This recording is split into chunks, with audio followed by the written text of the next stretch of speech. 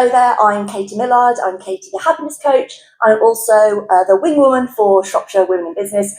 And we are here today with another brilliant podcast with Maddie Walker of Madison Jade Consultancy. And we're going to talk all things strategy and being a woman in business. So welcome, Maddie. It's lovely to have you here. Thanks for having me. So I guess the first question is, I think we ask this for everybody who comes into the podcast. So how did you come to do what you're doing now? Was it a slow burn? Was it a light bulb moment that you're like, I need to do this? What was your business journey? Yeah, so I hit, like a lot of people, just hit burnout at the end of last year. My background's in projects and programs, and for the last 6-7 years I've been working with companies that are trying to scale and grow.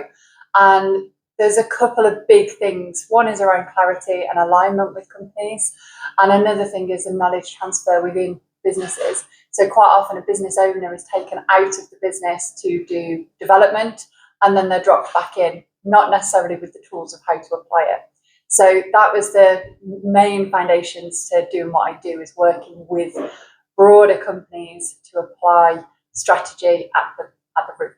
So you saw like a need, or like, I can help here. There is a need. It's a resisted need, if I'm honest, by company owners, because strategy is something that they've got to stop and pause and look ahead. And when you're stuck in it and firefighting, it's kind of getting across, okay, sometimes we need to just let a few of the smaller fires burn a little bit to prevent the bigger ones from coming down the road, and being able to stick your head up and say, right, what's happening, what's coming in next. How do you balance your business life with juggling things on the home front? I think we're all probably in the same boat a little bit, but for you, what does that look like? So I'm a single mom, so it's just myself and my 13-year-old. So it's a lovely dynamic, but it can be quite challenging. There's a lot of mom guilt because he hasn't got a sibling entertaining him. So that balance to me is incredibly important. And again, it comes back down to planning. So when I've got Lucas at home with me, I try and make sure that the laptop's minimal. I can't say it's not there, because it is, and he's very much aware of that. But I try and keep it to a minimum. So when I don't have him, I'm working a little bit more. But having clarity around what I'm working on at that time, what are the key levers to saying, what are my priorities at the moment, and making sure the priorities are done first, and then the other bits. Don't always get it right. No, I don't think any of us do. But it's like, what is going to move that needle most? So when you're in work, you are like fully in work, I guess. Yeah, and I know that the time that I've got is applied in the right places, and then the other bits are kind of fitted in around that, really. So yeah, it's making sure that the priorities on both sides, the priorities with Lucas and the priorities with work, are kind of clear. So at the beginning of each month, I think, right, what do I need to get done this month? What are the key things on both sides? So I block in time and make sure I can say, yeah, we've done this month with my son as well as with the business. So I think that's a really good tip, like actually blocking off the time rather than presuming it will happen. Yeah, and preempting what that might look like. What do you want to do? Because we don't have an abundance of resources, time, money, opportunity. So it's optimising what you do have. So yeah, I try and make sure that the weekends that I have Lucas is something, even if it's only something little, going for a walk, seeing some friends, doing some baking, whatever that might look like, that it's kind of already in my mind of when I'm going to do it and what that's going to look like. Schedule it, yeah, that's a really good tip. Thank you. We're obviously Shropshire Women in Business. We have established business women, we have women just starting out, we have women coming who haven't got their business yet but are thinking about it. So just in terms of advice, what advice would you give a woman who was thinking about starting her business, maybe a bit unsure, maybe a bit doubtful, but just testing the waters? What advice would you give her? So I think I said to you before, for me, everything comes back to clarity and alignment. So why are you starting a business? What is the purpose behind it? Because when we are driven by intangible things or driven by money, when that's not materializing, it's really hard to stay motivated. So actually, why are you starting a business? Is it a need within yourself? Is it something that you are really passionate about, or is it a problem that you are really clear about how you're going to solve it and why? But finding that purpose and that why behind Simon Sinek, find your why. Yeah. It's so powerful, but it really does. When you're having those really difficult days, you're having those doubtful days, you're having those imposter days, thinking, why am I doing this? Being able to reflect back and reminding yourself, actually, I'm doing this because this is what I'm trying to achieve and who I'm trying to achieve it for.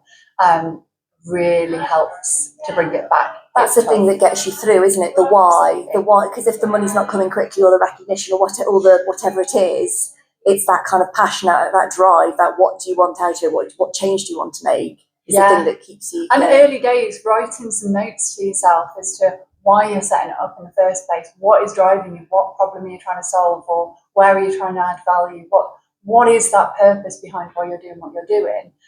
And it gives you the chance to reflect back on that when you are having days that you're thinking, this is so hard, why am I doing this?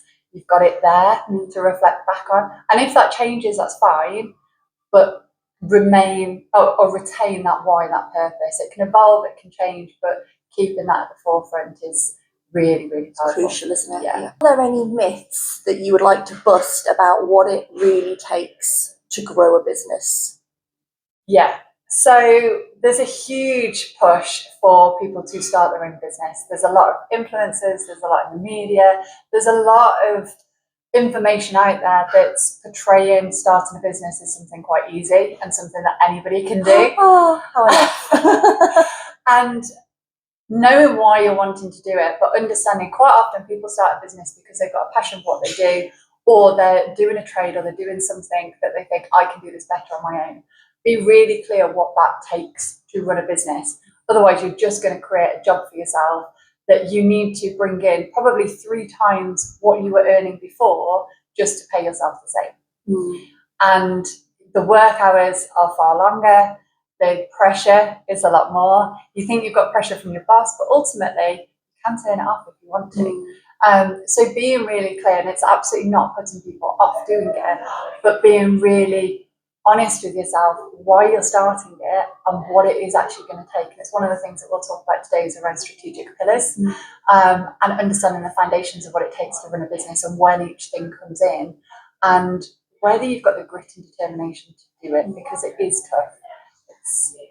So you can have the passion and the why and the skills, but then business is like a different skill set, isn't it? And we don't often have those as entrepreneurs. They're kind of things that we have to kind of learn or else. Absolutely. And I talk about this a lot with companies that I'm working with when they look at promotions. So they take somebody from operational to management to director without really understanding what that transition involves. Now, to go to management to director to owner, most people miss that step. They go from operational to owner.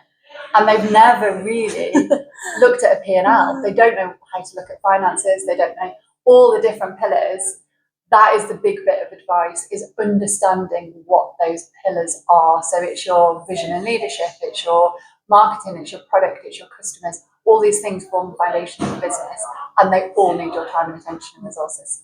So I'm so excited about this topic. And finally, where can listeners find you, work with you, follow your journey? Tell us how to do that. So I'm useless at social media, I'm not going to lie. I am on LinkedIn, so Madison Jade on LinkedIn. I'm quite active and available on LinkedIn. I'm not really visible anywhere. You have a website? I do have a website, yes, sorry, madisonjade.co.uk.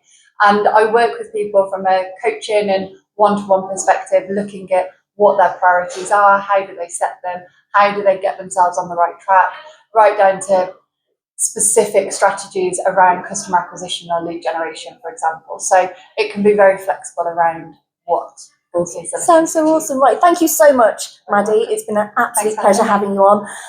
Thank you for watching and listening today. We'll see you for the next one very soon.